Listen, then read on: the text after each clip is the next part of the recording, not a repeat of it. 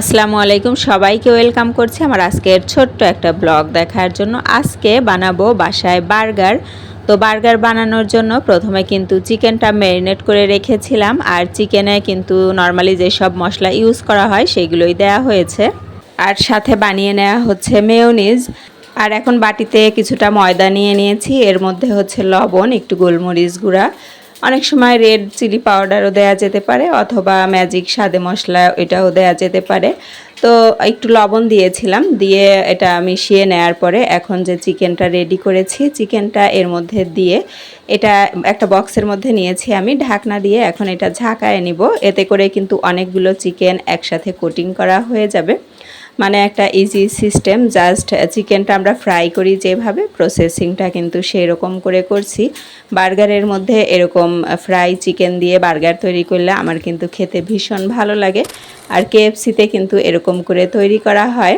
আমরা বাসায় বেশ কয়েকজন মানুষ, তো সবার জন্যই কিন্তু বার্গার বান নিয়ে আসা হয়েছে। এখন বানগুলো আমি মাঝখান থেকে কেটে রেডি করে নিব। চাইলে কিন্তু বানগুলা কেটে ছেঁকে নেওয়া যায়, তো আমি আর ছেঁকে নিচ্ছি না, এখন এভাবেই বানিয়ে নিচ্ছি। জাস্ট কেটে নিয়েছি, সবগুলো কিন্তু আমি রেডি করে নিয়েছি। আর চিকেনটাও যেহেতু ফ্রাই হয়ে গিয়েছে, মেয়োনিজটাও রেডি। এখন ব্রেডের মধ্যে আগে একটু মেয়োনিজ দিয়ে এরপরে কিন্তু চিকেন দিয়ে দিব। বাসায় বানানো খাবার আর রেস্টুরেন্টের খাবার দুইটা কিন্তু আলাদা হয় সবসময়, যতই আমরা বলি না কেন যে রেস্টুরেন্ট স্টাইল, আলাদা টেস্ট পাওয়া যায় কিন্তু বাসারটা। আর বাসায় তৈরি করলে সেটা কিন্তু ফ্রেশ থাকে রেস্টুরেন্ট বা কোনো দোকানের থেকে। তো এখানে আমি কিন্তু চিকেন দেওয়ার পরে আবারও কিছুটা মেয়োনিজ দিয়ে দিয়েছি, আর সামনে দিয়েও একটু মেয়োনিজ দিয়ে দিয়েছি। আর যদি কারোর মেয়োনিজ লাগে, এটা এক্সট্রা লাগলে সে কিন্তু এখান থেকে নিয়ে নিতে পারবে। যেহেতু বাসায় বানিয়েছি, সবাই একটু বেশি করেই মেয়োনিজ খেতে পছন্দ করে।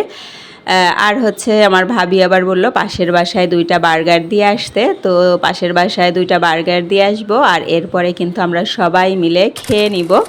ভিডিওর এ পর্যায়ে যদি কেউ লাইক না করে থাকেন প্লিজ একটা লাইক করে দিবেন। আর আমরা বার্গার খেতে খেতেই আপনাদের কাছ থেকে বিদায় নিয়ে নিব। সবাই ভালো থাকুন, সুস্থ থাকুন, আল্লাহ হাফেজ, আসসালামু আলাইকুম।